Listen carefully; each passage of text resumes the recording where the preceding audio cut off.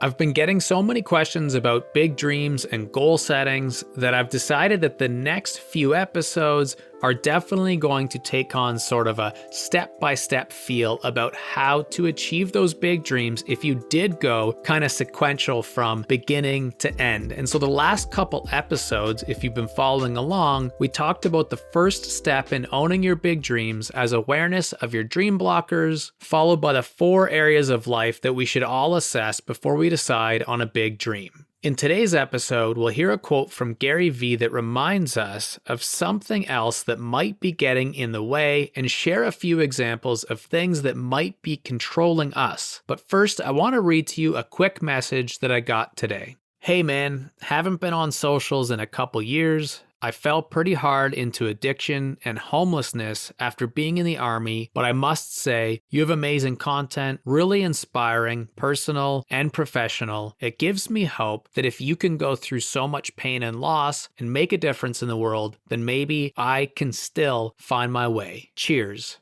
I don't even really know where to begin in just saying thank you and deep gratitude for receiving that message. It really got to me. As creators, we're always trying to improve our ability to connect with and serve others. The entire purpose of this JKL show is to help people achieve their dreams by better understanding growth mindset and more effective goal setting. So I just can't even put into words how awesome it is to have messages like this where it kind of all comes full circle. Please, if you too ever want to share something about the show, don't hesitate. So today's topic is 15 things stealing our self-control, inspired by Gary Vee's most powerful quote. For the longest time, I pursued goals because I thought they were the right things to chase, not really knowing if I personally truly believed in them. I stopped playing football to pursue a job. I quit working in the fitness industry to pursue a career as a teacher. I did my master's in educational leadership and learning, and I climbed the ladder of formal rewards to become a principal in schools. While I'm grateful for many of these accomplishments, in each of them there was an element of this is what I'm supposed to do. And it wasn't until I was well into creating the Just Keep Learning podcast that I realized how different it feels to pursue the goal that I am personally driven by. And I want that exact same feeling for you. In order to have that exact same feeling, though, it can help to understand a bit about why we may not be in control in the first place. Now, when I was introduced to Gary Vee's content a few years ago, I didn't like it much, but now I absolutely love it because of how much more I understand in terms of where he's coming from. I've heard many other entrepreneurs tell a similar story if they kept listening. To say that Gary has a huge library of quotes and wisdom on goal setting would be a massive understatement. It would take years and years to work through all the videos, podcasts, and traditional books that he's created to help people succeed. But one specific comment really stands out when it comes to this point of regaining control over our lives. Gary reminds us that the phrases of self-talk holding us back were planted there by someone else. The idea that we are not the voices in our head. He's shared this concept many times, and here is one quick example so that you can hear it for yourself. If you are shitting on yourself, that is not your natural state. You are not born or built to actually think you fucking suck. You don't. You've actually parroted. You know, parrot? Like Johnny Gannon. You know that thing? You've parroted somebody else's voice. So many of you, unfortunately, are in ecosystems of family members and people close to you who've built insecurity in you from the get, and I am here to fucking take it out. My friend, you don't fucking suck. You're fucking awesome. You need to carve that shit out of your brain.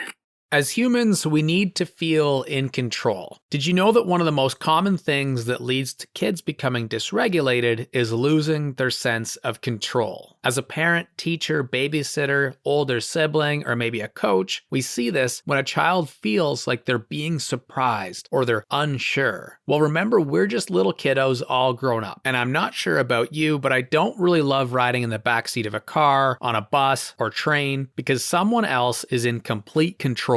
I especially don't like airplanes because now we are at 40,000 feet in the air and someone else is in complete control. Regardless of your comfort with different modes of travel, I think it's safe to say that most of us like to have a sense of control. Being in control and owning our lives is still, at its core, important to us, but many of us have forgotten how important it is. Now, all of this talk reminds me of a fun, maybe a favorite quote of mine from movies that comes to mind anytime I feel like I'm losing control. In the original Teenage Mutant Ninja Turtles, during the climactic fight scene with Shredder, Michelangelo asks, "Now, at exactly what point did we lose control here?" As it relates to a mindset that helps us achieve big dreams, there are many things that could lead to a feeling of a similar lack of control. As kids, we become more and more controlled by rules. We're told when to line up for recess, when to walk down the halls, even when to go to the damn bathroom, and our parents told us what time to go to bed, how to speak, and what activities we can do.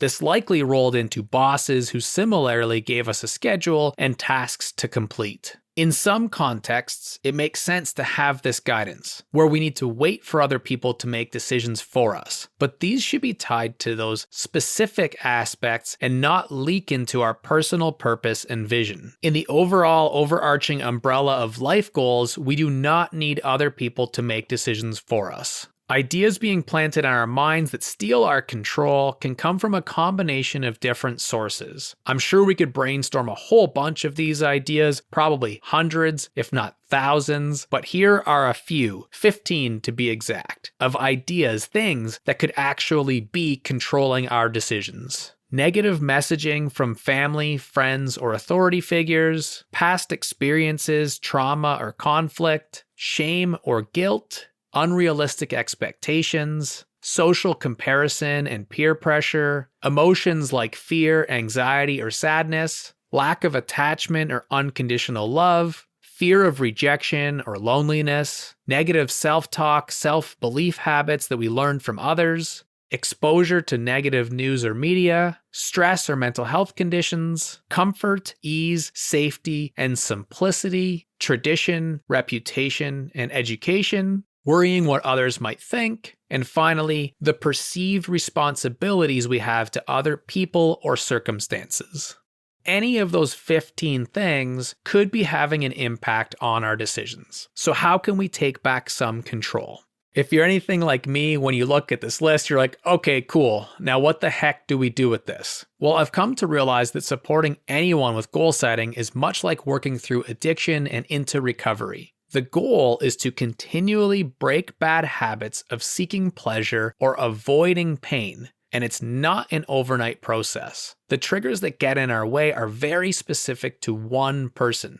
The solutions, much like our DNA, are very specific to one person as well. So for now, the idea is to look at this list and be aware of any of these things or others that you can think of that may still be influencing decisions that we make. From there, we can decide whether or not we want to pursue a big dream.